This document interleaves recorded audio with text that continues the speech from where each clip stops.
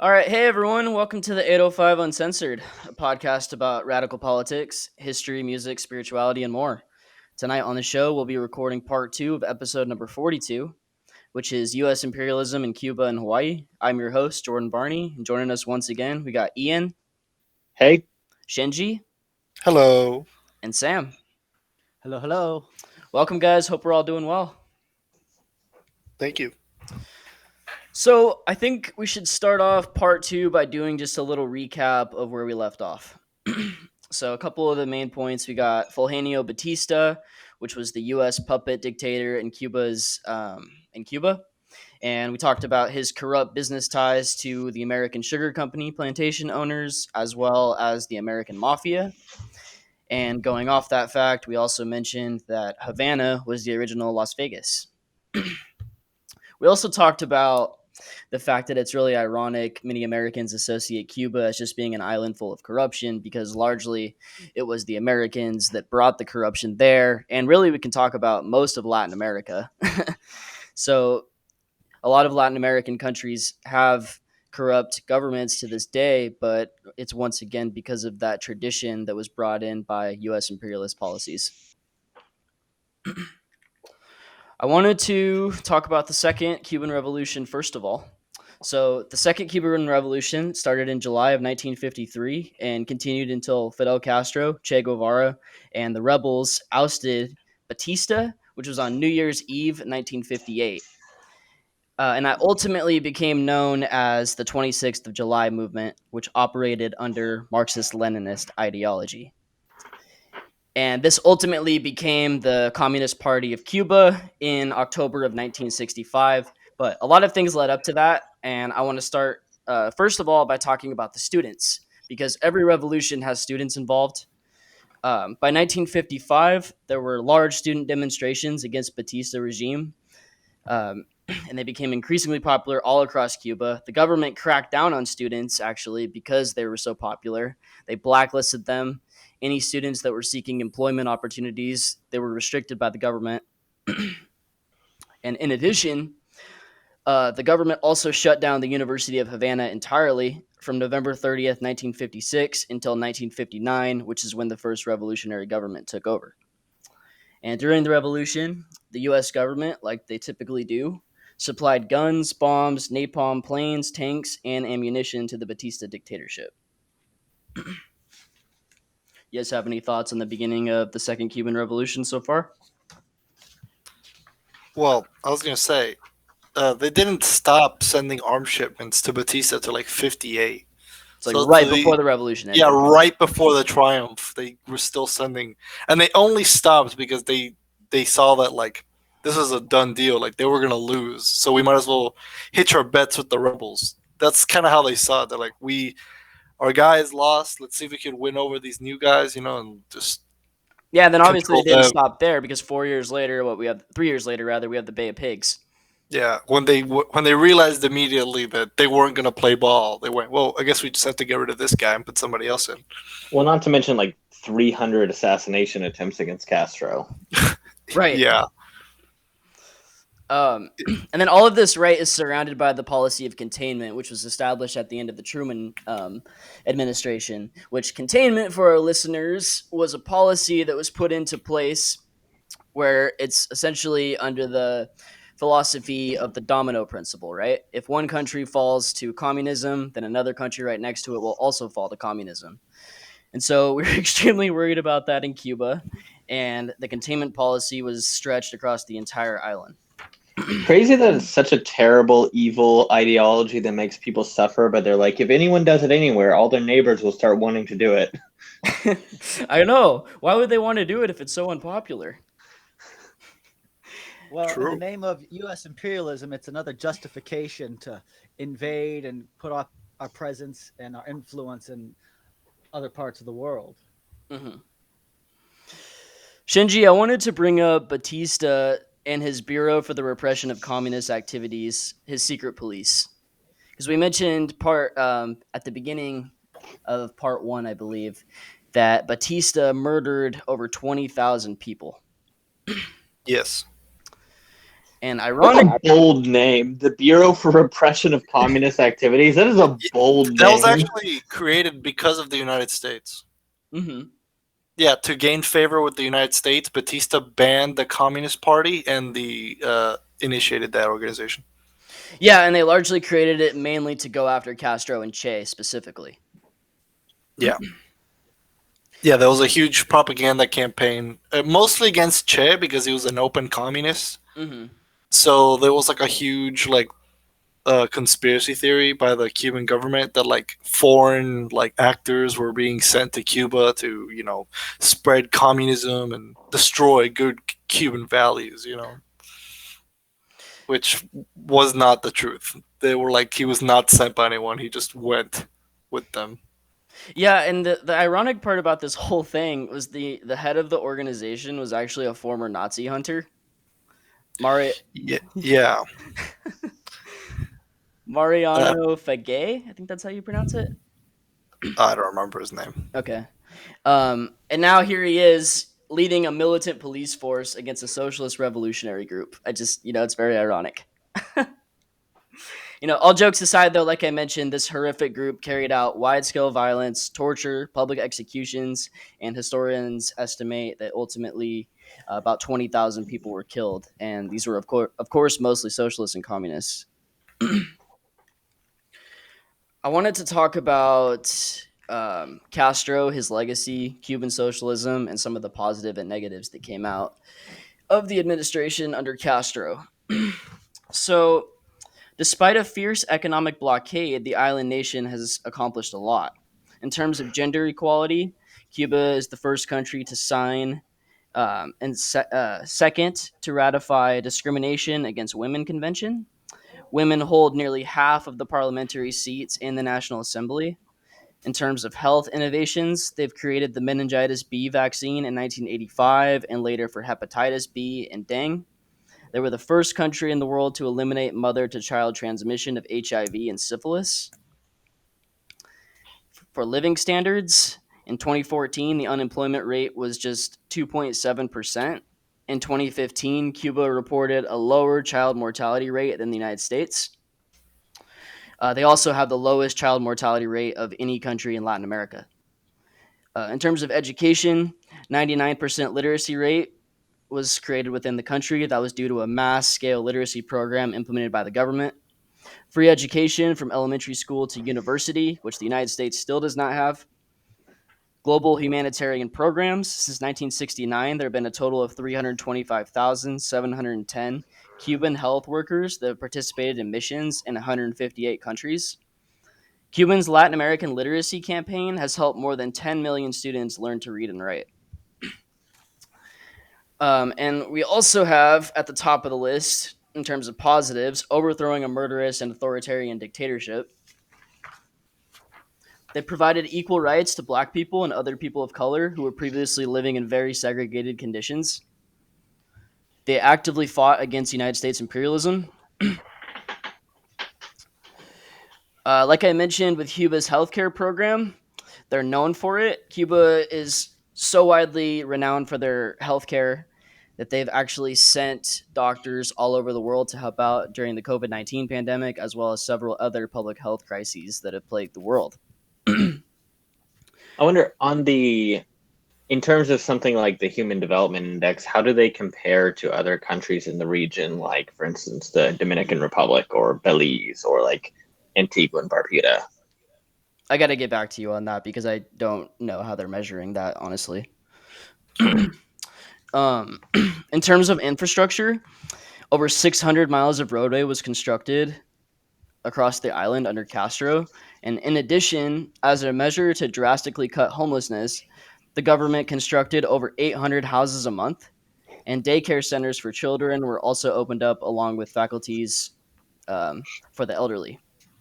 With regards to environmental sustainability, which I think this is extremely important for preventing imperialism, Cuba became completely self-sufficient in the 1990s. This led Cuba to become one of the world's most environmentally sustainable, green, and progressive societies in the world. And I also learned in listening to a recent podcast about Cuba that under Batista, Cuba was heavily deforested. And when Fidel came into power, Cuba's forest cover recovered massively. Yeah, because they cut down on the sugar Mhm. plantations. Exactly.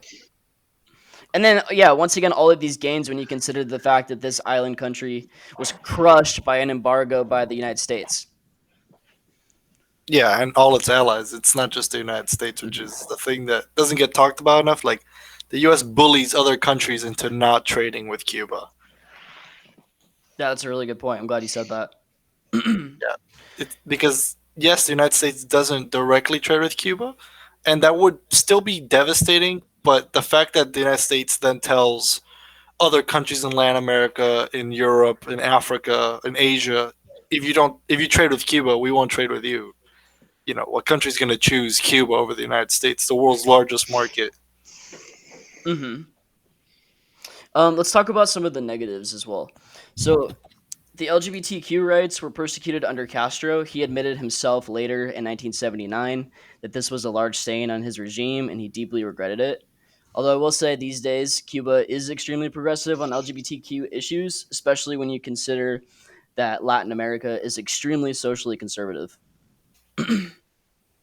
There's also some authoritarian elements within the government.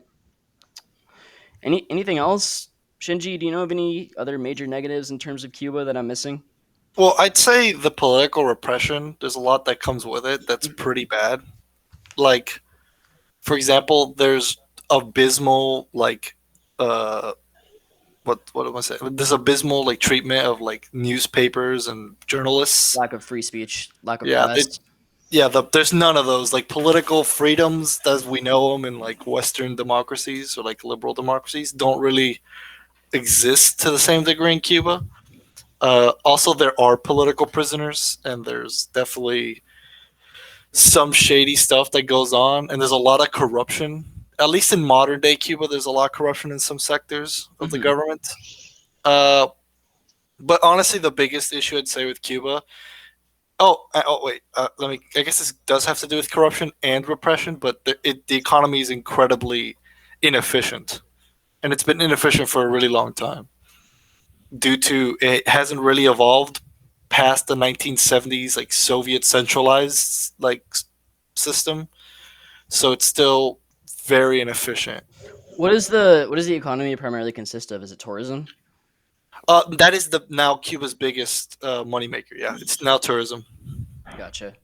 and What that's do why they have as far as like agricultural or industrial that indus kind that's of the things? problem. Cuba it used to be a lot better, of course, during the Soviet times because they had subsidies and they had a trade partner. But after the collapse of the Soviet Union, Cuba's economy took a huge dip, but it's been mostly able to recover to pre uh, Soviet collapse days. But their biggest industry now is tourism. But as part of like their what I was saying that they're so inefficient, they don't. Most of Cuba's food is it's imported from other countries. Cuba doesn't make enough food to sustain itself, and it's not because it can't. It just is is so inefficient that it just cannot provide enough food. All the food is sold, to be exported. It's barely ever used in Cuba. A lot of the machinery is very old. To like the farming machinery is very old. There's not the technical expertise that in other countries that exists. There's also a really bureaucratic structural system to do anything. You know, there's a lot. It's all centrally planned. You know, that's what I'm Mhm. saying. That it's still stuck in that Soviet central planning. As for industry, honestly, it's pretty abysmal. Like Cuba's industry, again after the Soviet collapse, a lot of them there was no spare parts, there was no new machinery because they just couldn't buy it. They couldn't buy it from the U.S. And now the Soviet Union was gone, and they didn't have the hard currency to buy a lot of it. So a lot of the factories closed down. A lot of there's still some, of course, but it's the industry has recovered somewhat since the 90s, but it's still pretty bad. If anything, I'd say the best industry in sense of thriving and progressing is probably the Cuban pharmaceutical industry is still really strong Mm.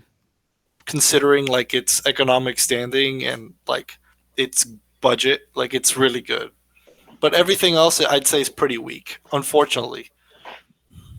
So my thought would be that if you can't trade with the Western Bloc, that you would, in the modern day at least, you would want to go to China with them being so wealthy now.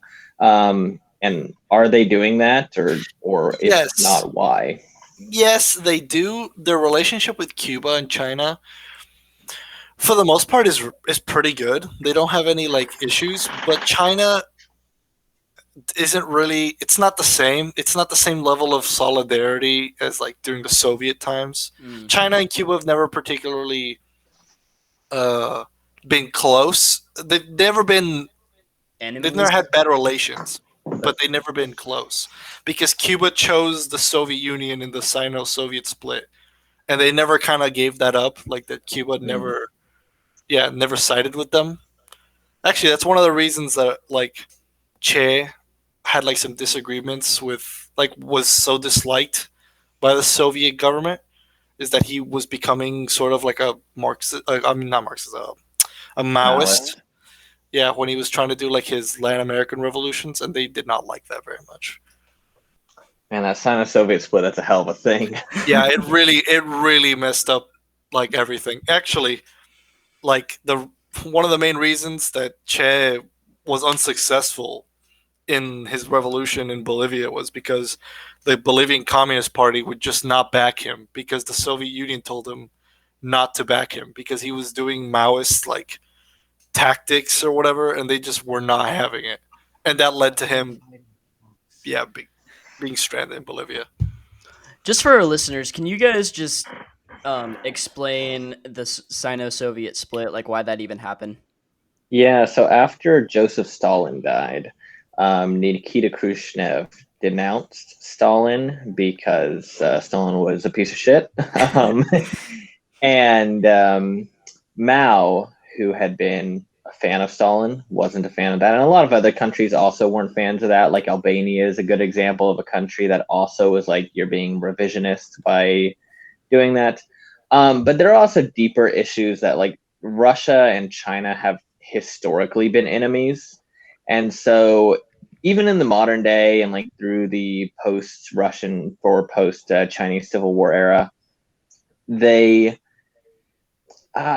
whenever Russia and China have gone along, it's always been more of friends of convenience than anything else. Historically, they've always had a lot of territorial disputes. Those were big during the Cold War. They've mostly been resolved now, but there were a lot back then. And they've had disputes over like Mongolia, and they've never really gone very well along historically. And so after Stalin died, as the Soviet Union moved ideologically further away from where Mao was, they kind of formed two different spheres of communism. Yeah, like Marxist-Leninism versus Maoism. Yeah. So, yeah, that kind of brings me into a question for you guys regarding socialism as it relates to decolonization. So, what role do you think that socialism plays in the decolonization process? Whoever wants to take that first, it's for everyone. So I think that nationalist movements are often, not always, or like not even a majority possibly, but are often tied in with leftist movements. And I think the reason for that is, you see like Ireland's a good example, where a lot of Irish Republicans were also socialist. The IRA. Yeah, and like not all of the IRA, but a lot of the IRA. Mm-hmm. And I think that a reason for that is because they kind of have similar goals, right? They're looking for liberation of the working class and liberation of the country from oppressive higher up forces. And like if you're looking at something as we need to liberate our country from this imperial force, well, the logical next step is to say we need to liberate the working class from capitalism. Mm-hmm. Or if you're looking at something as we need to liberate the working class from capitalism, well, that's going to be hard to do when you're a colony, right? And so I feel like those things are natural allies. I think socialism and anti-capitalism in general helps sever the links between the colonial country and the colonizer country through just severing them from their economic interests. What do you mean by that? I mean, like by nationalizing key industries and giving power to the workers, that you no longer are reliant. Well, we're talking about like neo-colonization and stuff, where the means of production are usually controlled by the colonizer country. Right. Where under socialism, or the direct goal is to take back the economic power. And so I think it's more effective as a decolonizing strategy than just nationalism itself. Yeah, no, I would agree with that. Okay, I wanted to ask you guys about the Cuban defectors too, because there's always been this kind of narrative in mainstream media that people leaving Cuba are just fleeing a communist dictatorship. But when you actually look more into it, the data that I've at least encountered suggests that most of the people that fled Cuba were the wealthy landowning class, and they were not actually poor or middle class people largely. And that seems to be the case with a lot of revolutions, right? And Kropotkin actually writes about this quite significantly in The Conquest of Bread, how a revolution is ushered in. It first starts with the workers seizing the means of production, and then ultimately, once that happens, the wealthy and the rich people, the people that are completely ideological opposed to the revolution, flee. And is that the case in Cuba, Shinji? Because that's what I'm gathering. So, yes, but no. So, basically, in the early days of the revolution, so from 1959 to around 65, let's say, the majority of people who fled Cuba were upper class, like bourgeois individuals or upper middle class professionals. So they're the first big wave to leave Cuba. Like a huge number of people fled. That's actually small tangent. That's actually a big issue. They hate the revolution is that they had a huge brain drain in the early days. But Oh, like the anyways, intellectual professional class left. yeah, like well, not even only that, just like anybody who could manage a factory didn't know, like there was nobody left. No like engineers, no overseers, like there was nobody. They all had all left. Or a lot of them, let's say. So that was the first wave. And then I'd say after that, around the late like 70s, mid 70s, all the way until around now, it's been more regular working class people. Like after the Mariel boat lift, like that was predominantly just working class Cubans who fled, who just anti communists or just people who just were disillusioned. And I'd say it got really like bad in the sense of like it was mostly just normal people. Bad in the sense like a lot of people were leaving in the 90s and post 90s because it was mostly due to the really hard conditions during the special period after the Soviet Union collapsed. Like there was just shortages of everything. Like things were really rough. And I'd say that most people left Cuba during that time. I like, for example, me and my family left Cuba in the early 2000s because things were really rough.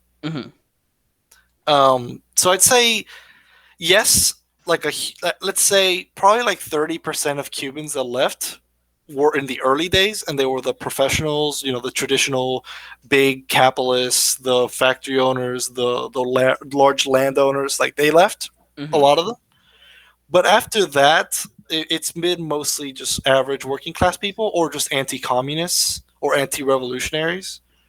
Got it. So it's mainly like as time has gone on, it's not really as a result of the activities that came out of the revolution, but mainly just deteriorating living conditions. Yeah, which is the strategy of the embargo, is to make life so difficult that the revolution will fail. Right, and Cuba's just another example, right, of the United States making living conditions terrible in a country, and then those people fleeing to the United States. Yeah. We see that with Well, Afghanistan and a lot of other countries too. yeah, it's but the whole strategy since the beginning of the embargo has been to, if we can't beat them, we'll just starve them out. That's kind of been the strategy. Like, oh, we're not gonna do direct action. We're not gonna go and overthrow the government, but we'll starve it out. And it obviously hasn't worked as they intended. So because Cuba's still around, the government's still around. Mm-hmm. But it has definitely made life for the average Cuban really hard. And it is partially fault to the Cuban government's mismanagement of the economy, but a lot of it has to do with just the intention of the embargo is to starve the Cuban economy, and it has succeeded in the degree that it's made it really hard for normal people to get basic necessities that if there was no embargo, the government and the country could just easily purchase and trade with the United States to be able to purchase these things. But since that's not available, there's shortages. So And over 60 years, it starts piling up for some people. mm-hmm. You've probably heard this from like the neoliberal and conservative side of things. I know I've heard it, and I think it's quite annoying. Um, where people will say that, oh, there is no blockade. It was lifted 21 years ago. The embargo's over. The Cuban people are just, in control of their own destiny. It's their fault that they're suffering. Yeah, a lot of people like to make this weird lie that the embargo doesn't exist or that Cuba self embargoes itself, like any country would ever self embargo itself, That's a pretty but stupid decision. yeah, people, especially a lot in the Cuban American community will say like, oh, Cuba doesn't have an embargo, it's just self embargoing itself. It's like, what does that even mean? But yeah, no, the embargo still actually it the embargo was it like reinstated under Trump? Because I don't quite understand. So what happened was the embargo, as we know it, existed from time of Kennedy, I think in 61, 62, all the way until the 90s. During Bill Clinton, they reformed the embargo. They changed some stuff to allow some, like, for example, before they couldn't sell like medicine or humanitarian aid to Cuba. Right. Cubans couldn't even buy medical supplies from the U.S. Nothing could be bought. So fucking morally bankrupt. Not even for disasters or anything. The United States could not do that. But then with Bill Clinton, they got rid of that and they loosened it up a little bit, but it was still the embargo. You know what I'm saying? Yeah, Bill Clinton was not going to normalize fucking trade relations with Cuba. No, definitely not. And then during Obama, they loosened it up a little bit more to allow tourism and to visit Cuba and stuff until you could bring products back from Cuba to the United States. That was like a huge thing. Yeah, I remember that. Yeah, and right after Trump got in office, he reinstituted everything that was taken off the previous embargo, and even more so. So actually, the Cuban embargo that exists right now is tougher than it has ever been. Holy shit! Like I don't know if it's even imaginable how you could make it worse, but it's actually worse. Like yeah, it's actually crazy. Yeah, like for example, I don't know if you heard, if a boat like a cargo ship docks in Cuba, it cannot dock in the United States for 90 days. For example, so if you're like a ship that stops in Cuba, yeah, like you can't have deals or sell any products in the United States for 3 months. Or if you're a company in Cuba, you're a company and you have any sort of investment in Cuba, you're not allowed to sell or do business in the United States. Which, of course, encourages big shippers like Maersk or Samsung to not do business with Cuba. Exactly. So what happens is Cuba's restricted to the few countries and few companies who have no interest in trading with the United States, which realistically, how many of those is there? Like, not very many. Yeah, we're the number one economy in the world.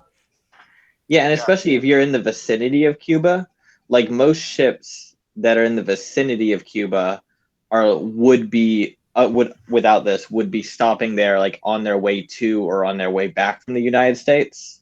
Mm-hmm. Yeah, this includes like cargo ships, like cruise ships, anything that docks in Cuba cannot be in the United States for 90 days. I think also planes, like I think planes that haven't been designated to like go to Cuba, if they land there, they can't land in the United States. Like it's I'm telling you, it's really bad. Basically, it's everything possible you can think of to screw Cuba over. They do it. And a lot of people will like to bring up the fact that, well, Cuba technically can buy from the United States, and they're, again, technically correct. Cuba can buy stuff from the United States, but it has to be through hard currency.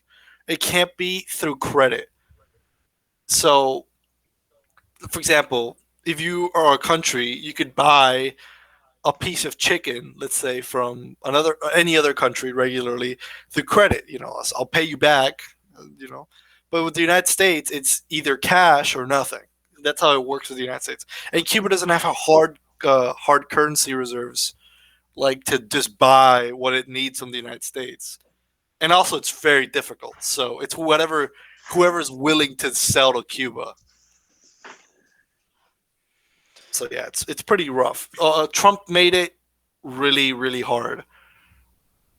Yeah, and So then the Biden 90 has days support. rule. Go ahead, Ian. Sorry. Sorry. The 90 days rule with the ships.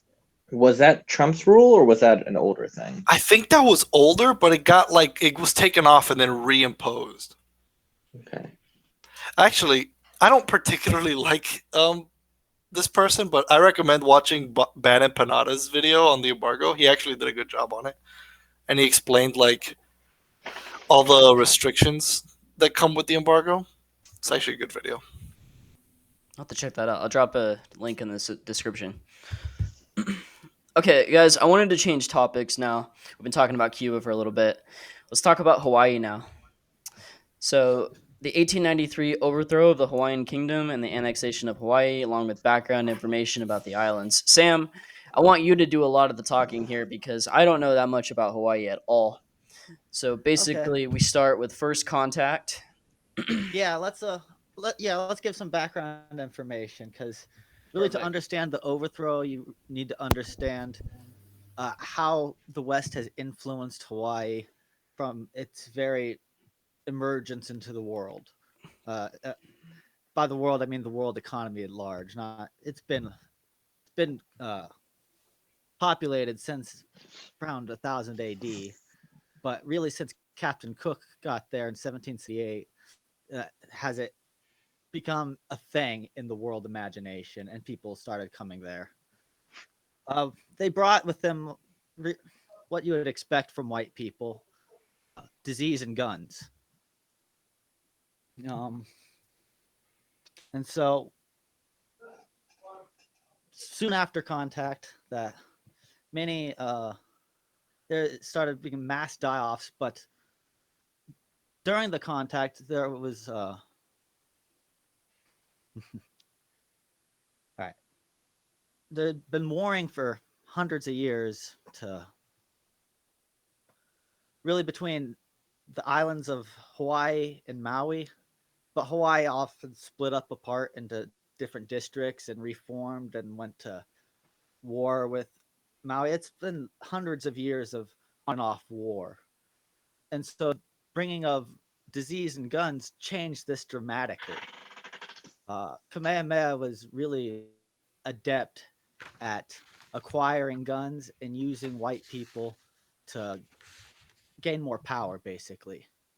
Uh, he kidnapped a couple of white sailors and made them explain how to use cannons and stole their ships and really transformed warfare in Hawaii to basically wipe out a lot of the populations of Maui and Oahu. Um, but how they acquired these guns is they're beginning into the world market. And they begin to understand how to trade with white people.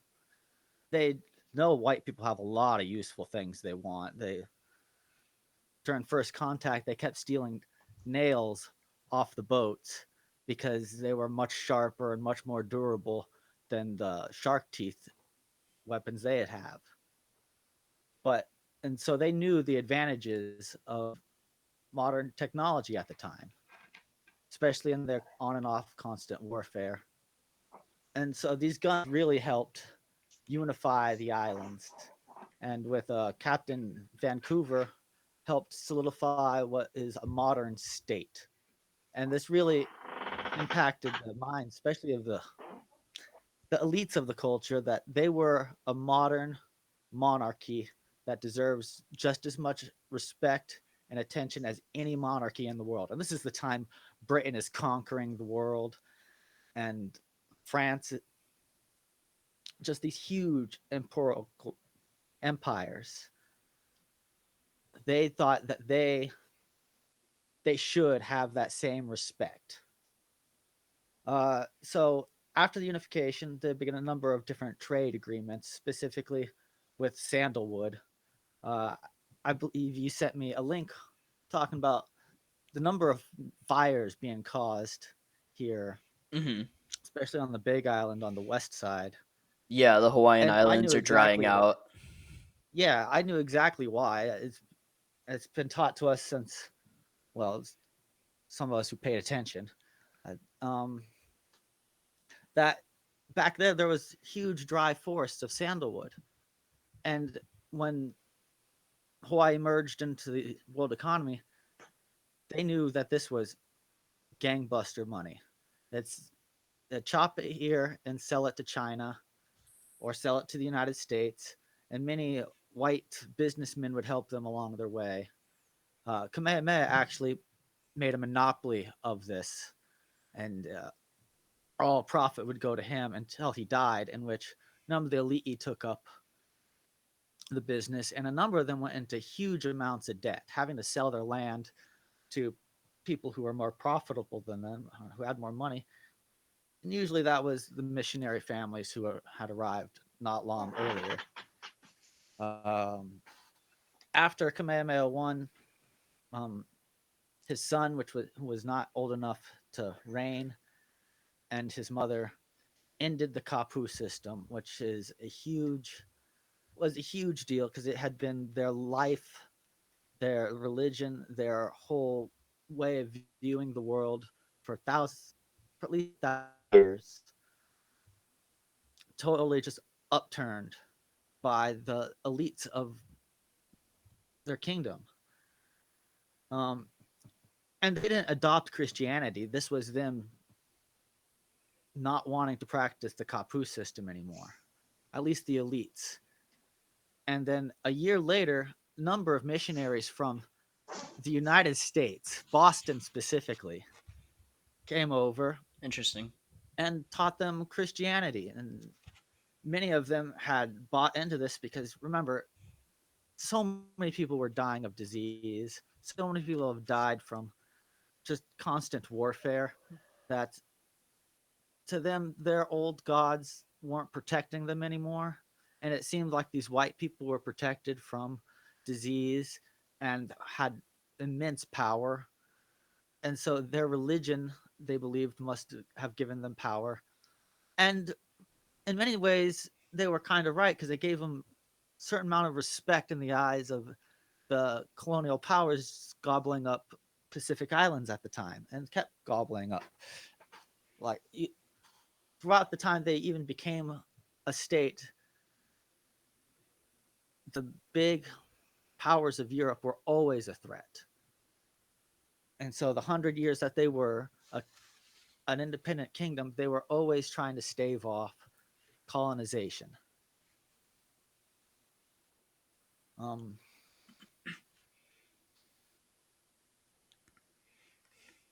but during the early time, the number of white missionaries noticed that sugarcane grew readily here. It was thought to have first been brought here by the first migrants from the Marquesas Islands. The first sugar mill was made on the island of Lanai in 1902 and quickly turned a profit. But missionaries at the time could only get so much land. But the profits that were coming in from this were excellent, and so they needed labor. First, they used many of the Hawaiians who needed work, but they were they worked well, but they were also dying off at a rapid rate, uh, and they didn't quite rely on the work as much as imported labor does. They brought they could live off the land. They had family to live with. They didn't necessarily need to work the sugarcane. So they first brought in 1850 um, workers from China who also were brought into the West Coast to work the railroads, and they were regular use at the time. But another way they brought in workers is what is called blackbirding. Do you know what blackbirding is? No, I never heard of that actually. No. Blackbirding is basically kidnapping whole populations off of usually islands. There's huge. Some islands were completely depopulated, like some of the Gilbert Islands and some of the Line Islands. Holy fuck. And yeah, and they're usually brought over to sugar plantations in the Pacific, run by Europeans in Tahiti and Hawaii and Australia as well. And these people were basically slaves or really poorly paid laborers. And oftentimes they were just dumped. There was no chance of going back home. They're just kidnapped or told a lie about getting rich or helping support their family with material goods, and then just dumped on these sugar plantations.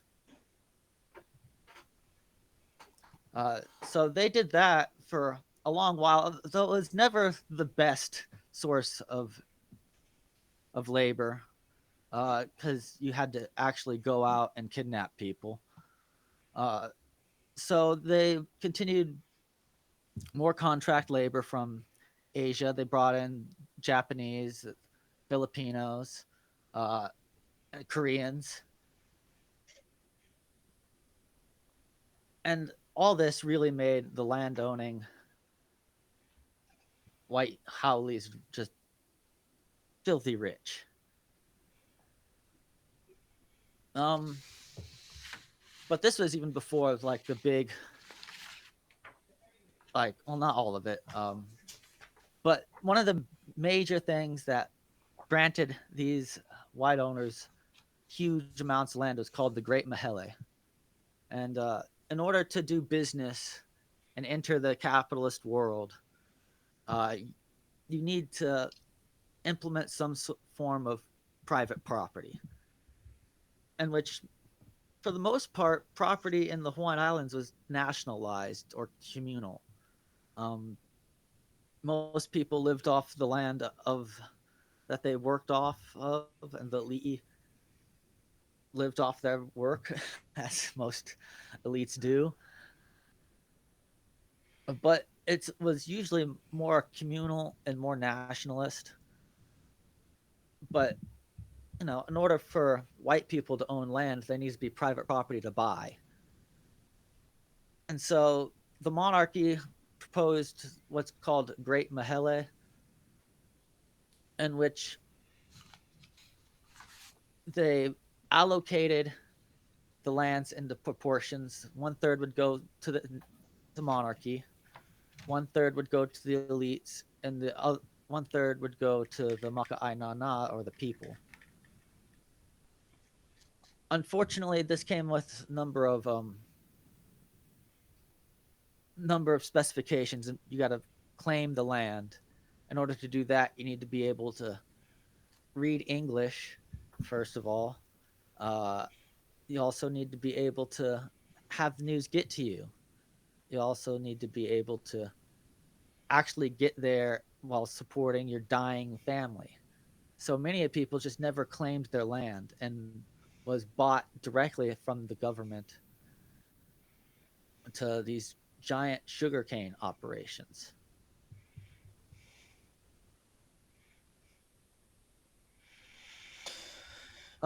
America. We talked about the Monroe Doctrine. Yeah. There was an extension to that called the Tyler Doctrine, which basically said that the United States would defend Hawaii from any other European. It is the same thing, but for Hawaii.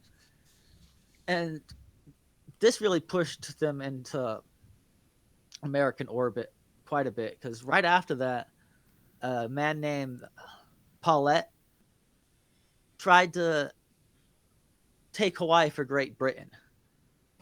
And it wasn't until a U.S. warship showed up that their invasion was pulled off.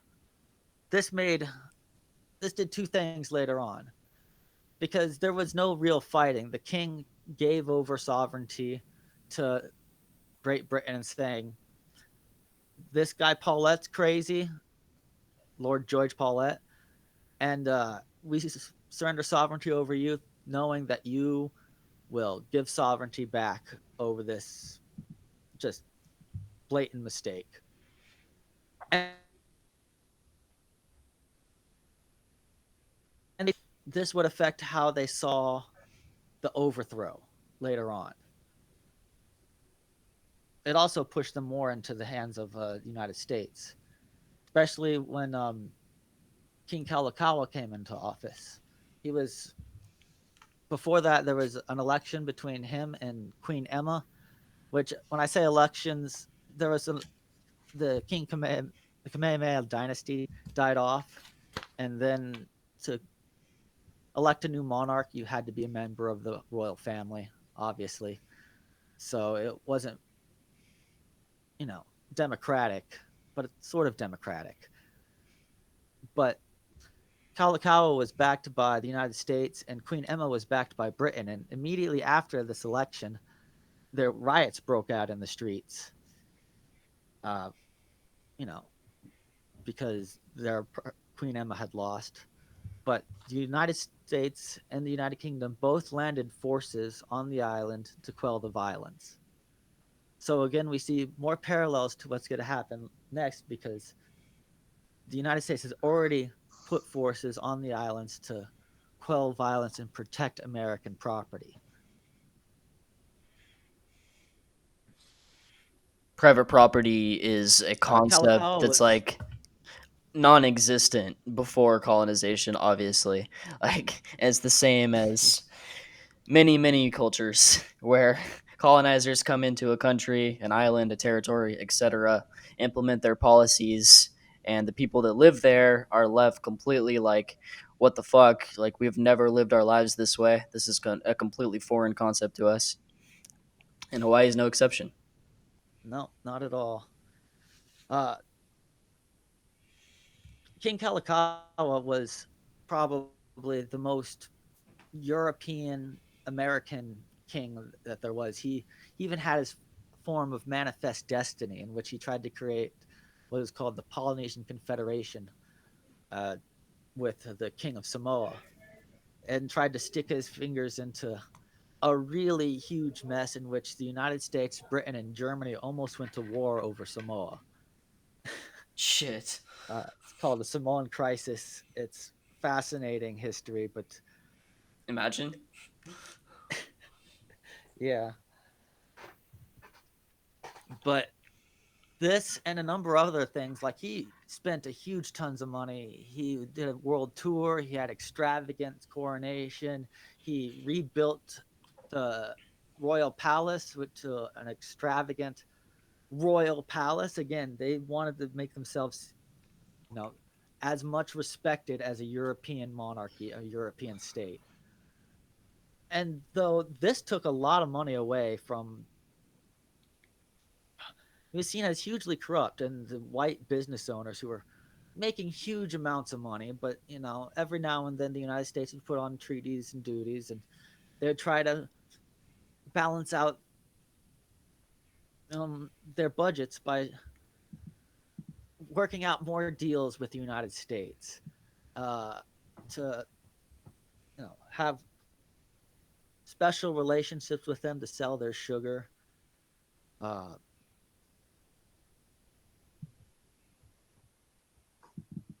What was I going to say?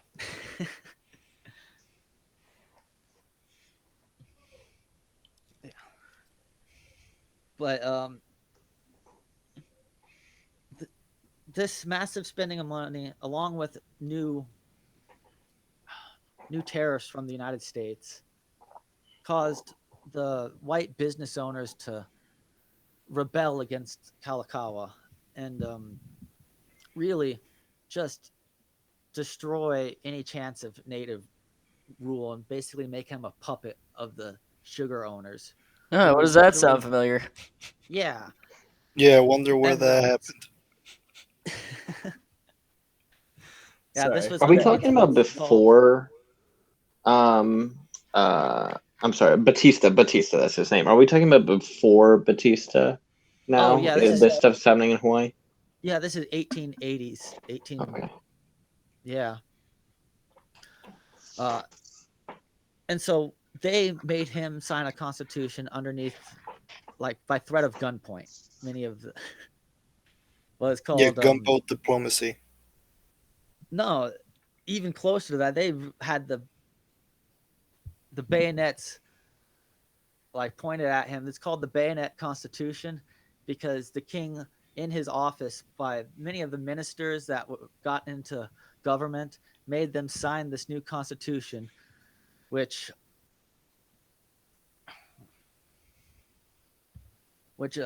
limited suffrage, because you could there was a certain form of suffrage of local elections, but they now made it restricted to males of the kingdom,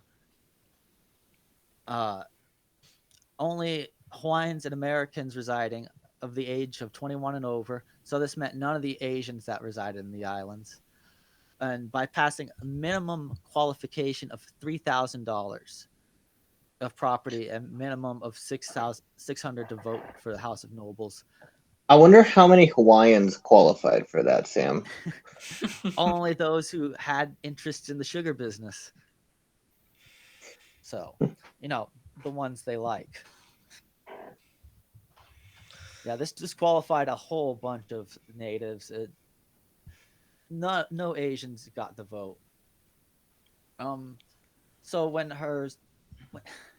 Kalakaua's sister became queen, she tried to roll back some of these measures. She didn't roll back a ton of them. There was still a minimum qualification, just cheaper. She tried to gain back royal powers of appointment. And by this time, the sugar plantations and sugar planters had gotten everybody they need into places of power. They basically controlled the government, and the monarch was a puppet, and the puppet was trying to smack the hand. And so they flat out denied her and called upon the United States minister to the Hawaiian Kingdom, John Levitt Stevens, who was in Pearl Harbor, who called upon the warships stationed at Pearl Harbor to come ashore and protect American lives and property. But really, they didn't do that. They stood right outside of Iolani Palace, where not many American lives or property were, and threatened basically to destroy the whole government. None of them they came in, was a neutral stance, but the message was pretty clear. And so to avoid bloodshed, and that what they thought would happen, as in the Paulette affair, was that the United States, after ceding sovereignty to them and not to these sugar planters, would see the injustice of what happened and give sovereignty right back, as what happened in the Paulette affair. And this kind of did happen. The United States sent, at the time, when the overthrow happened, there was President Harrison, who was a huge proponent of manifest destiny, was in office. He's the one who appointed James G. Blaine and John L. Levitt Stevenson, knowing that they wanted, at least they were probably happy with the puppet, but they want to control over Hawaii and its ports. And so this was wasn't a huge part of their administration, but a definite goal of their administration. But that had changed over just around the time that the overthrow did happen. And the new president, who was it again? President Cleveland, immediately, the sugar plantation offered the United States to annex them, and Cleveland denied this and sent a diplomat, James Blount to survey the situation. And he came back with he knew what happened. He said, United States diplomatic and military representatives had abused their authority and were responsible for the change of government. Minister Stevens was immediately recalled, and military command of the forces in Hawaii were sent off of commission. Cleveland had decided that the United States should restore the Queen, but the provisional government that had overthrown it and the Republicans in the United States pulled the ballsiest and just most ridiculous move. They said, you don't have the right to interfere with an independent government's affair, and we will remain in control of Hawaii. Just the balls of that. You don't have the right to interfere with what you just interfered with to put us in power. Jesus Christ. Colonizer mindset. So for 4 years, Hawaii became what's known as the Republic of Hawaii underneath President Dole, Sanford Dole, who Is that imprisoned the Dole Queen. in the fruit company? Yes, exactly. Yes, exactly them. Oh, so United Fruit. Yes, he was the cousin of James Dole, who started his plantations on Hawaii. He's known as the Pineapple King. Yep. And merged with a number of companies and became Standard Fruit, who instituted a banana republic in Honduras. It's all connected. You see the dots. A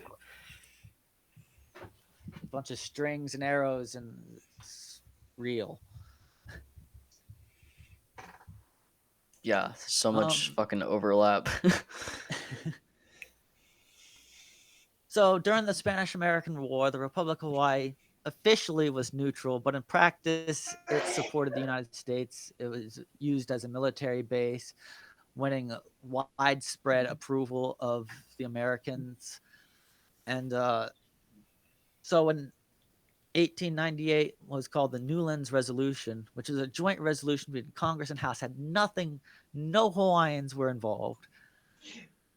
Just declared that, yeah, we'll annex the Republic of Hawaii. And that is how United States had annexed Hawaii. But that's only the overthrow. That's only part of colonization and imperialism. So the ultimate annexation happens in 1898, correct? Yes. Okay, and that's the exact same year that the Spanish-American War breaks out. Yes, and it's basically Hawaii was used as a jumping off point to the Philippines and Guam. And basically, if Hawaii was not, it would be much harder for them to have remained in control of those far-flung territories and caused such devastating, just the U.S.-Filipino War, the Yeah, US we don't talk Moro about that. Wars are just the most awful, disturbing things you would ever read about if you do. Just Yeah, the American atrocities Filipino. on both sides, but Yeah. American instigation definitely. Yeah, it's really bad. The stuff that happened in the Philippines gets totally talked over or whitewashed. They don't even teach it in most schools. They just go, yeah, we went to the Philippines, and then that's it. Or it's like one sentence. It's like, and then after the war, there was a rebellion, and then it ended. An occupation until 1945. Well, Yeah, not most people technically don't true. know how bloody our control over those islands were. I mean, we were at war with them on and off for the rebels and their inlands and the South Island for at least 20 years, and probably off and on longer with a number of rebel groups. It's been just, it is really bloody. That's what I'm trying to say. Yeah, no doubt Uh, they do not teach it nearly enough about that. Yeah, and like you said, when they do, it's very whitewashed, Shinji. Yeah, it's rough, especially since like we controlled the Philippines as like a colony until after World War II. The only time we didn't directly control it was during the short period where it was controlled by the Japanese. But and right after World War II is when we let them go. it's still probably considered a neo-colony because we control still much of their economic base.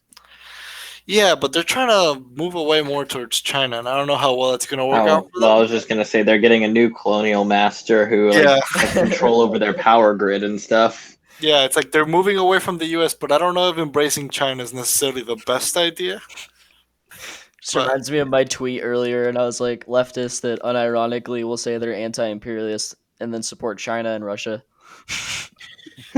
I really don't get like Russia like at all. Like how could like it's like such like, everyone goes like well colonial oppressors like It's literally are you because saying they're they're to Russia? geopolitical rivals to the U.S. Yeah, it's just we don't like America, so Just Yeah, they'll anti- defend anything. Assad, which baffles me. Dude, I've seen Oh them my god. defend fucking Saddam Hussein. You mean the CIA guy? Saddam Hussein, the CIA guy, they'll defend. Yeah, exactly. Yeah. Sorry. Anyways, Well, that was the we're- overthrow, but after that, the U.S.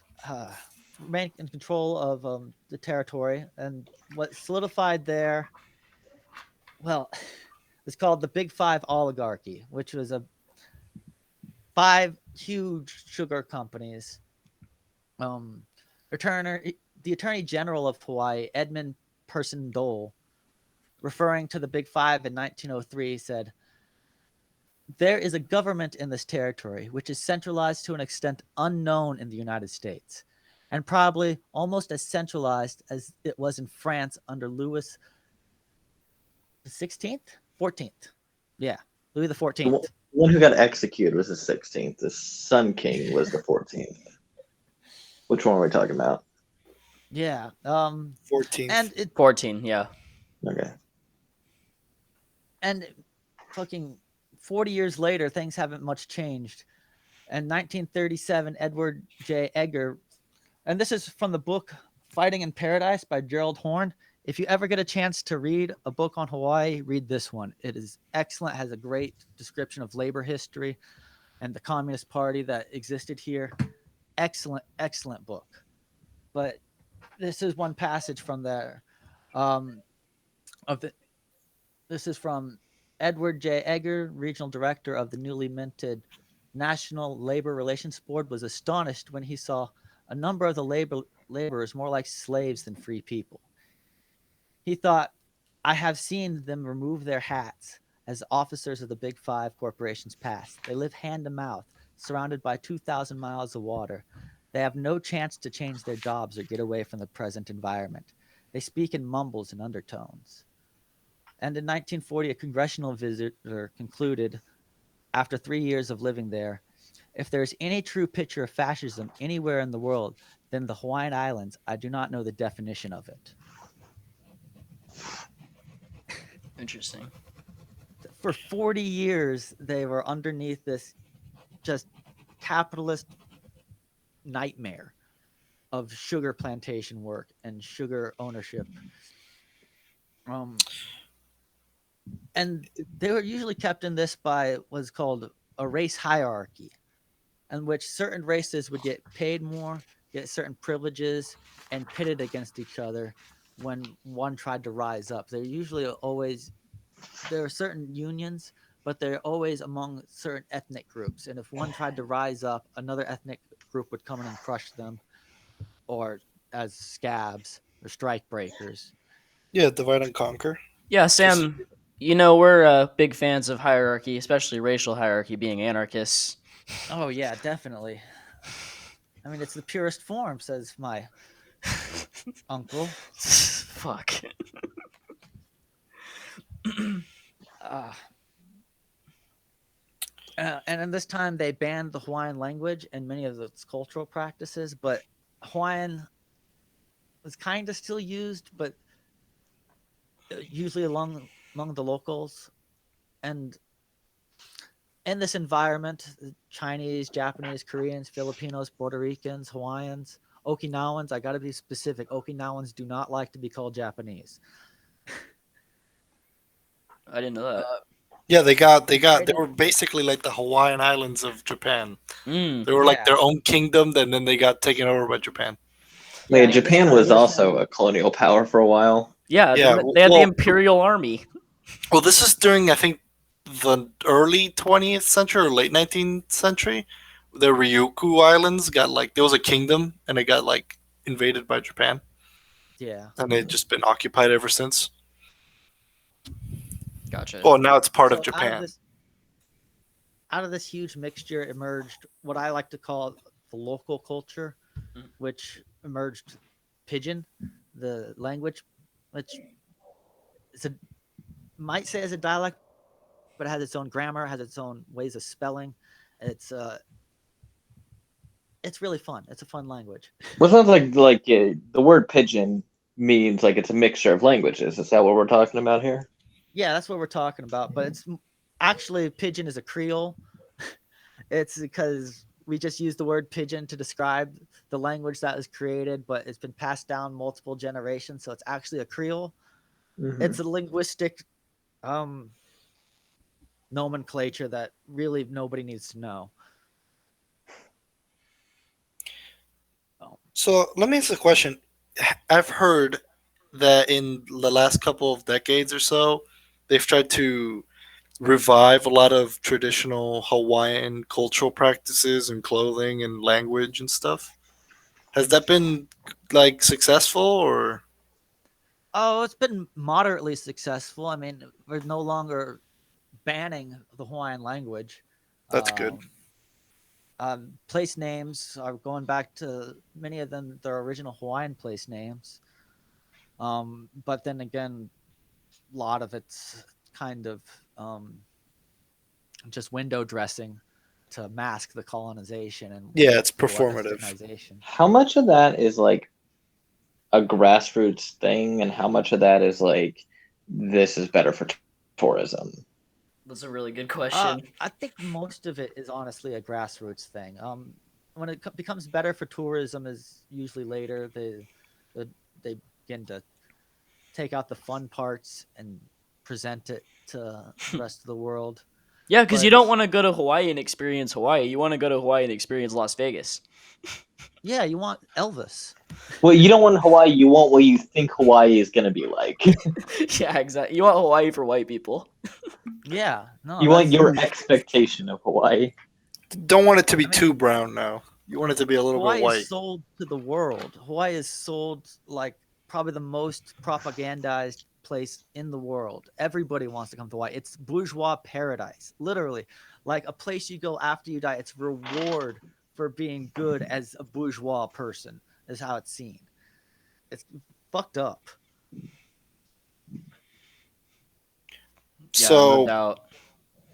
so going back to the Hawaiian culture and language, has that become like, has Hawaiian language returned in some places to be like a common, like in common use, or is that still very like academia?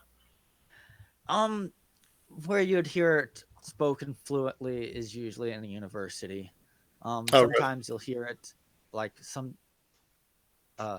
among the protesters. Sometimes you'll hear like it's out there. It's no longer frowned upon. I have some friends from Ireland, and you hear very similar things about the Irish language. That like people are learning, everyone learns it in school now, but people don't really speak Irish on a day-to-day basis. Yeah, it's basically like that. Gaelic. Okay. There are efforts, but the efforts don't usually grab any monetary like incentive towards it. Okay. Mm. Oh. Was there ever a strong independence movement in Hawaii? Strong. Well, it depends on what you mean by strong. If you mean like politically internationally strong, Like more like at home, like were Hawaiians like very adamant for independence, or did they just submit to? oh no, they did not submit at all. There is actually an armed rebellion after the overthrow that got crushed. There have been many petitions. Uh, many have never wanted to be part of the United States. So Yeah, many have also profited off of it, but many have not. It's always a complex. Usually the elites of the race do profit off of it, of whereas course. the poor do not.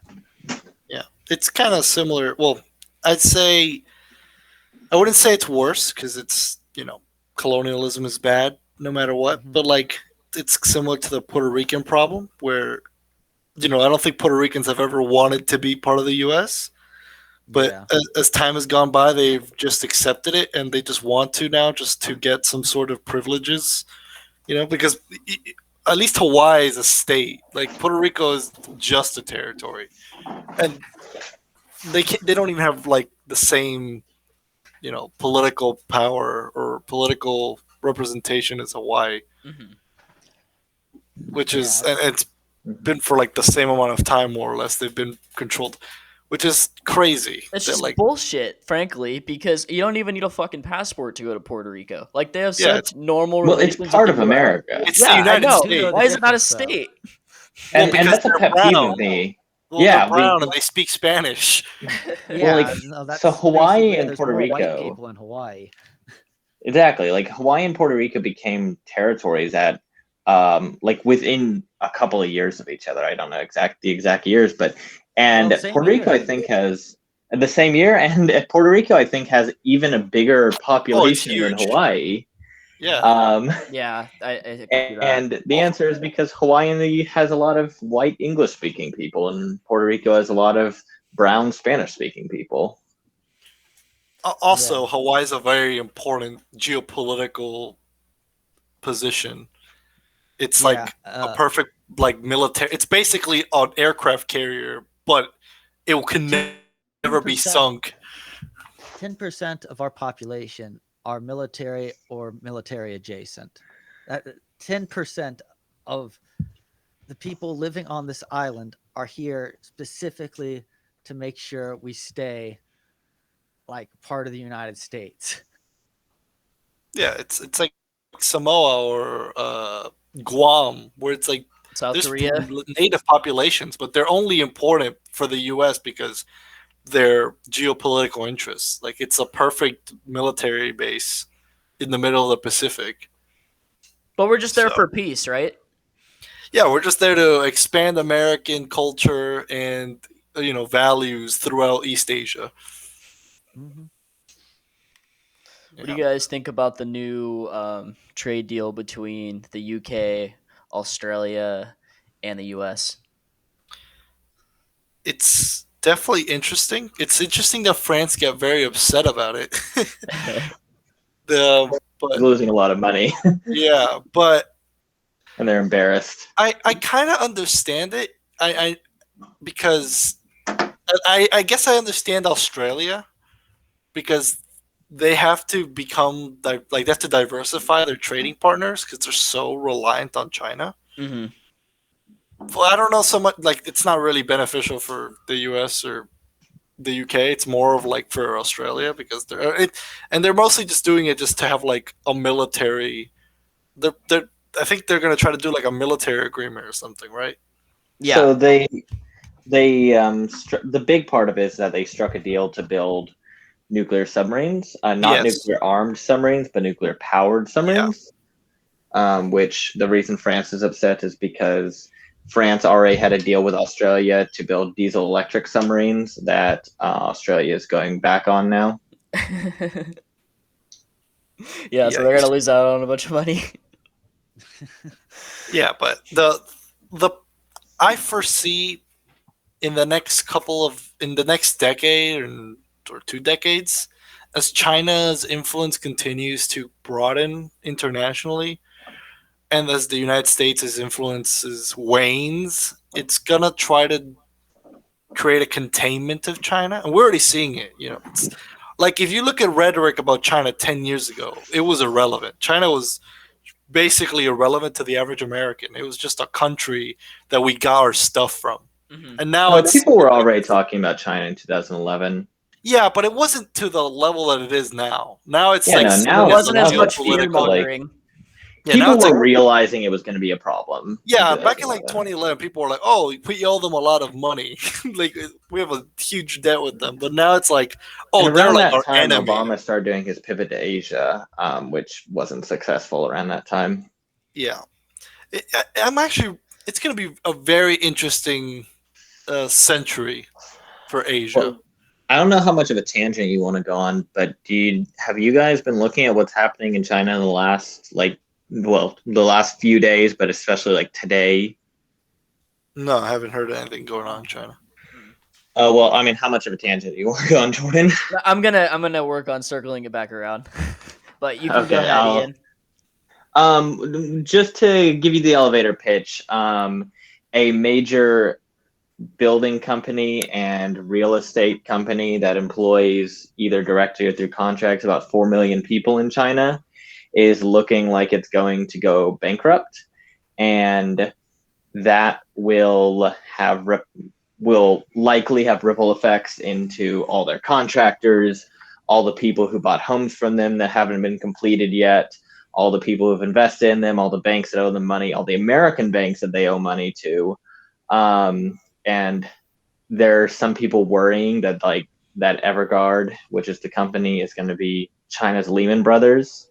And people have been talking for a while about the housing bubble in China and like when's it going to pop. And a lot of people are saying that it's popping right now. Oh, yes, I heard about that. Yeah, that's so what the Dow. The Dow's down like 3% today. It was down 900 points, or like 9,000 points. It was like crazy. Housing prices in China dropped, I think, 6% in one day. That's their biggest investment in the country. Right? Average people is housing, so that's going to be really bad. Yeah, so some people are saying this could be the beginning of a 2008 style financial crisis in China. But it's only going to affect China because unlike the one in 2008, it's a lot more. I don't know about that. Like if you look at like Thursday, Evergrande has more interest payments due, and the ones they have due on Thursday are to foreign banks like BlackRock and UBS and HSBC. And so, like, there are foreign investors, there are foreign banks that they owe money to that could be affected by this. I mean, there's a reason the Dow fell 3 points today. Yeah, it was pretty bad. It's actually going to be really interesting to see because China has been. You're but anyway, let's circle back. Yes, it broke up anyways. Okay, yeah. Let's get back to Shinji. You broke up, but I gotta get back to Hawaii. My bad. Yeah, everything comes back to Hawaii. Usually, any Hell yeah. Asia Pacific region. I'd love to go. Let's go. Hawaii. No, Sam, I wanted you to talk about the Hawaii Democratic Revolution, the labor unrest there, and some of the union activity going on. Oh yeah. As I told you that like most of the unions were among left lines, but in 1920, it was called the Great Oahu Sugar Strike. Was the first strike that employed both Hawaiian and not Hawaiian, but Japanese and Filipino workers.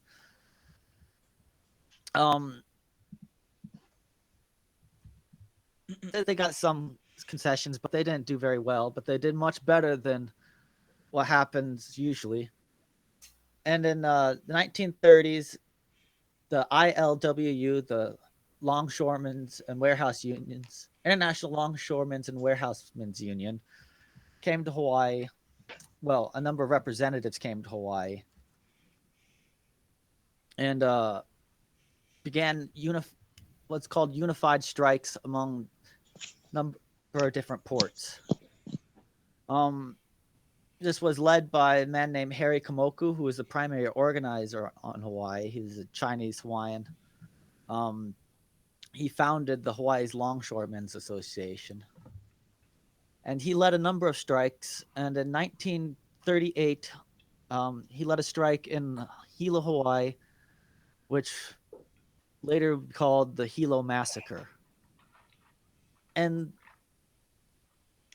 what happened here was usually peaceful strikers. The police would try to disperse them. They would gas them and they'd regroup. They'd try spray them down with fire truck hoses and they'd regroup. And eventually, around 10 a.m., they opened fire on the group. And many people were seriously injured. But even though it's called a massacre, nobody died. But this galvanized the population against the Big Five and the people who would shoot their own population. Yeah, I mean, that's direct civil war. Yeah. But some places you could. But what happened here was more union power. The unions had a strict nonviolent policy. They were following the teachings of Gandhi, of Ahimsa, and a number of other different protest techniques. So they wouldn't arm themselves. And the Communist Party at the time were an informal collective who would often meet in homes and cars. Just let you know, if you want to start your own revolutionary party, you don't need that much to start with. That's based as fuck. Just spreading around communist. Yeah, you could start your own little communist party. Yeah, and they would get into leadership of the labor organizations, and pull a number of unions together, and they'd try and unify the plantations and the dock workers. And but when World War II started, they, for a number of reasons, specifically martial law, they stopped the strikes. They said to keep face that it was put on hold towards the war effort, but really, how could you strike when the military's on your doorstep 100%? They required fingerprints for all residents above the age of 6. They imposed blackouts, curfews. They rationed food and gasoline. They censored the news and media. They prohibited alcohol. And many of the labor workers themselves were restricted from the docks because they were Japanese. A number of the labor workers were put into internment camps and restricted from a number of places in which they once worked. This also had the effect of changing the ethnic makeup of the union leadership, which used to be a lot of Japanese leaders, suddenly fell off the power, and a lot of white leaders came into power, who specifically chose to follow the path of statehood rather than independence. But they did do huge strikes after the war ended. What is called the Great Hawaiian Sugar Strike of 1946, which is one of the most expensive strikes in history. It involved almost all the plantations in Hawaii, to everybody walking off the job. No one's working the docks. No one's working the plantations. During this time, the strikers would create hunting and fishing communities to establish food networks to help strikers on their family. They helped with transportation to get people where they need to. Food kitchens were set up. Badass mutual aid programs. Yeah, huge mutual aid programs. There were several like morale and entertainment committees. because many people were no longer receiving many wages, the unions made deals with landlords to keep the workers in their shacks, and they threatened anybody who tried to evict them with their own power. So when the strike was over, not a single worker was evicted. It was huge. Like they would. That's awesome. This was one of the tactics that would be used in previous strikes. Was they would just, well, you can't strike no more. You got no food. You live on the street. You got to go back to work. But they created huge mutual aid networks to support this months long strike. They also put up a bunch of political candidates. The Republicans had controlled the territory for much of its history that was ruled by some Democratic governors who were basically Republicans, more anti-communist than the Republicans. And after nearly 4 months, they won. They gained 19 cents per hour raise and a 46-hour work week, which What was it before? I think it was different for every ethnic group and much lower. Right. The work week was nearly sun up, sun down. Yeah, whenever they wanted it to be, essentially. Yeah. Whenever you're off, whenever they say. After this strike, there's a couple other strikes. The dock strike made the United States create a whole new. Well, they did the dock strike during the beginning of the Korean War, which That's the another United war States that's was not like, nearly talked about enough. yeah, It's called the and the Forgotten United War. States was like, no, you can't fucking strike during a war. We need these fucking ports. It's illegal to make you strike during this war, and we're just gonna fire you all. But the damage had been done for a lot of these plantations. They lost a lot of profit, and they never really recovered. They died a slow death. Many of them changed industries to tourism or facilitating the military. So these big five, there's still a few around. Castle and Cook changed hands and names, and they now control most of the big shipping companies that basically monopolize the islands. But the sugar plantations themselves never recovered and died a slow death. And after this,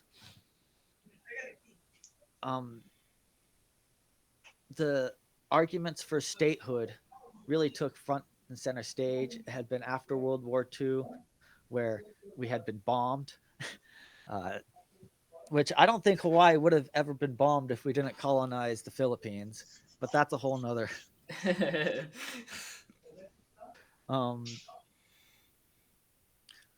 And many of the Asian Americans on the islands have proved their loyalty. Basically, they didn't sell America out. Many of them fought on the front lines in Europe. Well, I mean, the idea that you have to prove your loyalty is kind of gross. Yeah, And that's fucked up.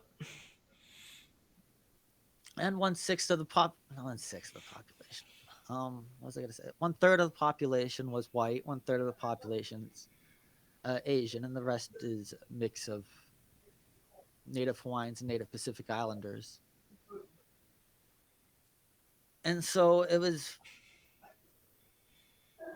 also easier for tourists to come to a state than a territory. And for all these reasons, people of Hawaii were given a choice. Do you want to remain a territory or become a state? Independence was never an option. It's probably never going to be an option, even with as much labor unrest as it's seen. They voted to become a state. Many of Native Hawaiians abstained from voting, but 90% of people who voted to become a state. Sam, how do you feel like living in Hawaii basically your entire life? Because I've only visited Hawaii one time. It's like 10 years ago. And when I was there, even though I was in a US state, the entire time that I was there, it didn't feel like I was in the United States. So I was interested to see what your perspective is on that. It was weirder when I visited the mainland and realized the cultural differences. Everybody looked at me like I was some crazy person for putting my slippers in front of the door, like I'm supposed to drag mud through the fucking house. Yeah, my girlfriend actually grew up in Hawaii, and I learned the term slippers. When you guys are talking Yeah. about slippers, you're talking about quote unquote flip flops. Yeah, rubber slippers, we call them here. But the environment here is very different. There's a very different population and the way of living. It's much slower. Um, Yeah, you're on island uh, time. yeah, I mean, sometimes it's frustrating, but it's also very relaxing. Um, You, but you said that there's in our notes here that there's two different types of nationalism that exist within Hawaii. Can you kind of just yes, like expand on that? among the native population, there is the Hawaiian sovereignty movement, which is a huge umbrella term, honestly. But the major strain of the sovereignty movement is a pro-monarchist movement, which wants to bring back the monarchy and the Hawaiian position in the world. Now, why Which would you want to bring back a monarchy? Why wouldn't you want like a Hawaiian republic? exactly that. See, it's a non-starter for most, especially Americans who came here, who have their huge myth in overthrowing a monarchy. In fact, that's why when the monarchy was overthrown, it was called a revolution to appeal to the Americans who overthrew a monarchy. Yeah, I mean, I had a conversation once with a Canadian who was talking about um, like a Canadian republic, because they're still technically the Queen is their head of state. And he said, no one forming a government today would ever go, hey, let's make this new government a monarchy. And it's like, yeah, that, like it seems Shooting so odd yourself that in the anyone foot. like why would Yeah. someone want to establish a new monarchy? Well, it's anti-colonial and wants to bring back power to a native group. It's I just get that. You'd think traditional. you would want like a Hawaiian republic, like I said. You would think you would want something like that. You Is it would just think, because it's but like historic or like traditional to Hawaiian roots? yeah, that's Okay. exactly it. There's a history, international relations connected with it. Um, but yeah, if you want to become your own nation, you could start from scratch. You could do anything you want, as far as I'm concerned. Uh, like you could become anything. Why would you want to become? But the monarchy is traditional. It's what they know worked for their people. Um, but again, it's a non-starter for many of the white residents and also many of the Asian residents here. And so a lot of them look on that like, are you kidding? Yeah, I mean I get it. But Uh, I also but understand why they would like to bring it back too. yeah, no, to understand all positions because it's very complex, the relationship between uh, most of the population and the native Hawaiian population and the respect with sovereignty. Mhm. Because again, like I said, the Hawaiian sovereignty is a big umbrella term in which the majority is the monarchist strain, but there's also the no state strain. There's also the pre Kamehameha strain. There's also the socialist strain, made it much smaller, but they exist. And the So how socialist popular are strain, these? not very. Uh, but the socialist strain is what overlaps with what I would call local nationalism, which is a nationalism born of basically the plantation period, with all these different cultures coming together, creating a new language, a new way of interacting with each other. Um, and this is usually based upon a feeling of tradition among Hawaiian Island people. social ties that are perhaps opposed to those of the U.S. mainland, a sense of being politically deprived as an inferior grade of citizen, and a sense of being economically exploited for our culture and our place. And like when you have nothing, you don't have sugar, all you have is like the body, you have the environment, you have the culture, so you sell that. Hanani Trask called it the whoring out of culture, is tourism. Are these mostly among the native Hawaiians? No. Yes and no. That's why I called this the local nationalism instead of native nationalism. This is among like all national groups, but again, this is a much even small. This is a small group of people though who even understand the difference between native nationalism and local nationalism. Mm-hmm. Sam, you presented an interesting question here. Sorry, did you have something to say? Go ahead. Oh, I was just going to say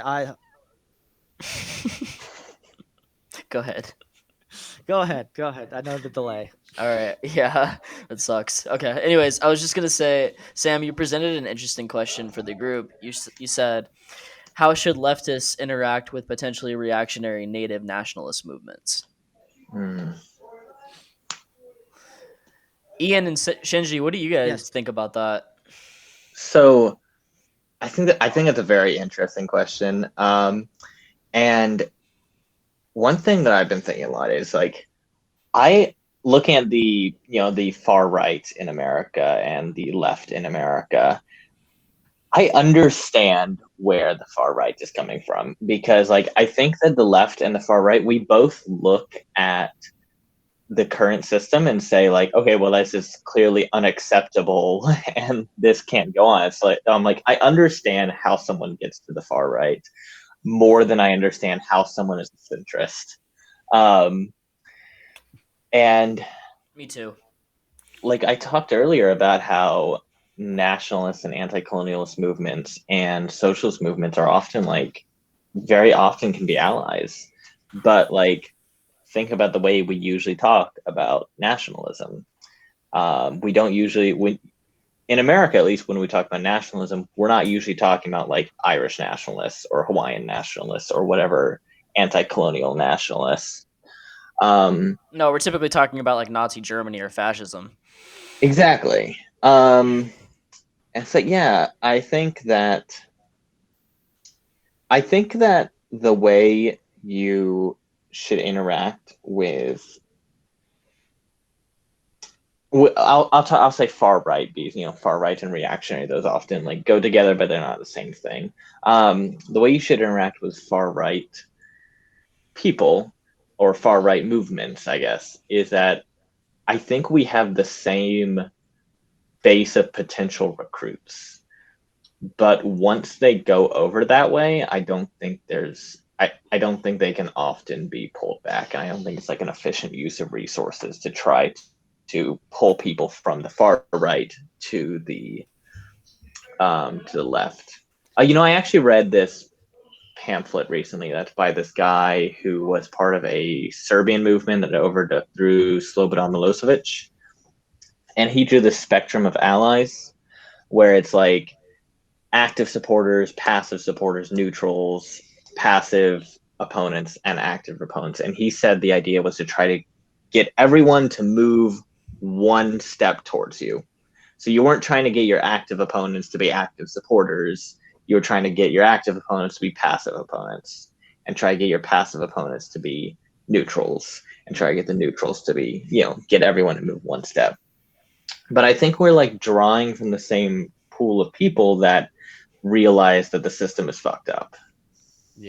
Yeah, a lot of right wingers, I've noticed, can diagnose that there's a problem, but they go about it in a completely different,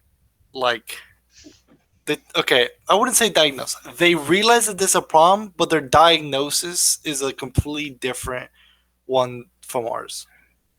Like we look at it like from a class point of view. They see it more as like a nation or racial or ethnic point of view, and it's like unfortunate because it, and it's hard to make them understand that like it's it's not why a lot race. of like really dumbass lefties will fall for the rhetoric of Tucker Carlson. Yeah, the Nazgul vortex. Yeah, like fucking Glenn Greenwald. He called him a socialist. I knew some people when I was going to college that were literal fascists, like, but they wouldn't call themselves fascists. They were like, "Oh, We're nationalists. I'm like a syndicalist and a nationalist," like, and I'm like, "Oh, so you're like a phalangist?" And they're like, "Oh, I don't know what that is," and then I explained it to them, and they're like, "Oh, yeah, that sounds based." I'm like, "So you're a fascist?" And they're like, "Yeah, but it's all about the class, bro." I'm like, no, you like this was the argument a lot of like these people told me was, I don't like capitalism, but I love my country. And it's like I kind of see how they could come to that conclusion, even if I completely disagree with it. But like I think they just are not properly like examining the real issue, and they're just surface level being like, well, it has to be these minorities because what else could it be, Yeah. It's why like he's probably seen that meme, guys. That's like if we just called it like American with socialist characteristics or something. yeah, socialism with American characteristics. Yeah, that's what it is. Socialism with American characteristics. We could actually get like right wing reactionaries onto our side. Well, also And tankies. and tankies. Well, the right wing reactionaries could get the tankies onto their side. Yeah. If it was actually socialism and we said it had American characteristics, that's how we get the right wing people on our side. They're just like shaking Stop giving hands. them ideas. So based. Yeah. Okay, guys. I wanted to change topics. We'll wrap it up here in like 15 minutes. But I wanted to ask you, what do we think that the role of the military should be in a socialist society? Well, depends. Depends if it's an international, like if we've achieved some level of internationalism, or if it's like a early stages, like one country has achieved it, or more or less. Well, I think that's like the number one thing. Practically speaking, I think like I'm not on the impression that the whole world's gonna see the lights all at once. Yeah. So definitely like it'll be one country at a time. Right. And we've laid out extensively, like throughout this entire episode, militaries, especially imperialist militaries, have historically always been overwhelmingly traditionalist, right wing, and reactionary. And these tendencies are obviously antithetical to what we're looking for in a socialist society. So here's I'm gonna push back against that, because I think like a lot of the time it's true, and a lot of time the military, like you said, is very traditional. I don't think it always has been. Like for instance, in the Russian Revolution, that is a great example where the military turned on the Tsar. Or in the German Revolution, where the military, well, at least a lot of the military supported a socialist revolution in Germany. And I think that if you look at, but were those imperialist militaries? Yes, those were the Imperial German military and the Imperial Russian military. Okay. And a lot of the German military was very reactionary, very conservative. But like during the German Revolution, like it was started by the Navy. The German Navy mutinied at Kiel, and that's what started that revolution. And I think if you look at the military, they are proletarian. Like they work for wages. They don't make their money by owning things, and like they disproportionately are poor, usually black and brown people who are joining the military because it's an economic solution. Yeah, that's certainly the case in the United States. And in many parts of the United States, joining the military is the only source of employment. Mm-hmm. Yep. So like I definitely think that the people who are in the military, and that's why I think that it's good when people make a distinction between military action and the military, because the people who are in the military, like, they're working class people. They're the people we're trying to fight for. Exactly. And so yeah, we're fighting the military industrial complex. Yeah, like we're fighting the capitalist use of the military. Imperialism, yeah. Mm-hmm. Well, it's just like if a person is working on an oil rig, like we don't hate that person. That person's just doing a job. Right. We hate hate the industry. We hate the industry. And so I think that's a very important distinction to make that a lot of people don't make. And I think that, I mean, like, let's be honest. I want to get you kicked off of Apple Podcasts, but like, capitalists are never going to just give up capitalism without a fight. I think it would have already happened already. I'm an anarchist podcaster. Yeah. I mean, they're never going to give up capitalism without a fight. And if you don't get some people with guns over to your side, you're going to have a tough time launching a revolution, guys. Yeah. And like anarchists have had military. The Black Army, though loose, was a military. The CNT and the Spanish Revolution, loosely organized, was still a military. Not like anarchists are averse to having some sort of armed force to protect themselves, as many tankies like to believe. Exactly. And I also learned when I was doing some research for this, the Red Army provided the largest land force in the Allied victory in the entire European theater of the Second World War. Oh yeah, like Russia and China both do not get the credit they deserve. I'm doing this off the top of my head, so these numbers might be a little bit off. But I think like 70% of Japanese casualties were inflicted by the Chinese, and like 75% of the Japanese army was stationed in China. And as many German soldiers died at Stalingrad as on the entire Western Front. Yeah, and I really think if Nazi Germany and the Soviets would have kept their alliance, if Hitler wouldn't have, double-crossed Stalin, that would have been a very, very difficult war to win. Mm-hmm. If you can even say that you're winning a war, but you guys know what I mean. Yeah, that's a nightmare scenario. But I think the question is not like, should the military exist under socialism? The question is, how should it operate? The military. And like, I think the obvious answer is that the military is there to defend the proletarian movement. The military is there to prevent, like, historically speaking, whenever a country has had a revolution, very often you've had capitalist powers coming in and trying to Bay of Pigs them or whatever. Mm-hmm. And like, the military is there largely for that. Yeah, I wrote in my notes here, I see the military as, largely being used as a counter defense against, like you said, a pro-capitalist and likely a fascistic force. Now, go ahead. Now, I wonder what you guys think about the use. So, like, Bill Clinton, for instance, got a lot of criticism for not intervening in the Rwandan genocide. Mm-hmm. Like, what do you guys think about using the military in something like that? Oh, I think it's a slippery slope. It is. That puts two things on the scale of anti-imperialism or anti-fascism or anti-genocide, and which one do you value more? And it's very hard question to answer. Right, we tried to use a humanitarian argument in the case of Iraq. Yeah. Or Cuba. No doubt Saddam was awful, but what we did he was not an imminent threat to the United States. Yeah. Mm-hmm.